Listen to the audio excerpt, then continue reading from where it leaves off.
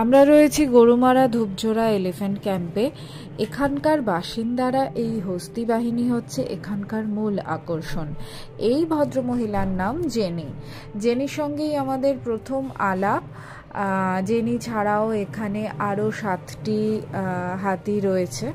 জলদাপাড়ার মতো এখানেও এলিফ্যান্ট সাফারির সুযোগ রয়েছে, তবে এখানে 2জন হাতি শুধুমাত্র এলিফ্যান্ট সাফারিতে নিয়ে যায়, বাকিরা সব জঙ্গলে পেট্রোলিংয়ের কাজ করে।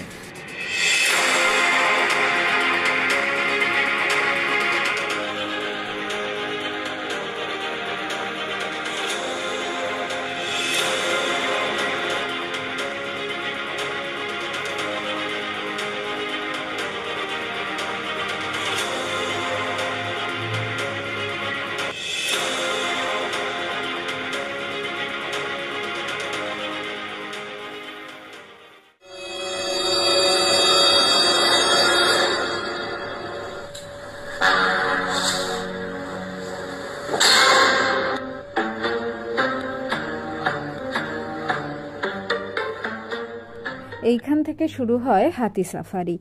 ওর নাম জেনি, আগেই বলেছি। জেনি এসে কি সুন্দর মাথাটা ঠেকিয়ে দাঁড়ালো, আমি শুধু সেটাই দেখলাম, যাতে যারা উঠছেন তাদের উঠতে বিন্দুমাত্র কষ্ট না হয়, জেনি আর ওই ওঠার সিঁড়িটার মাঝখানে কোনো গ্যাপ না থাকে। আমি চিরকালই পশু পাখির পিঠে চড়ে ঘোড়ার ভীষণ বিরোধী, কিন্তু সেই আমাকেই বাধ্য হয়ে জেনির পিঠে উঠতে হলো। কেন, সে গল্প বলবো পরের এপিসোডে।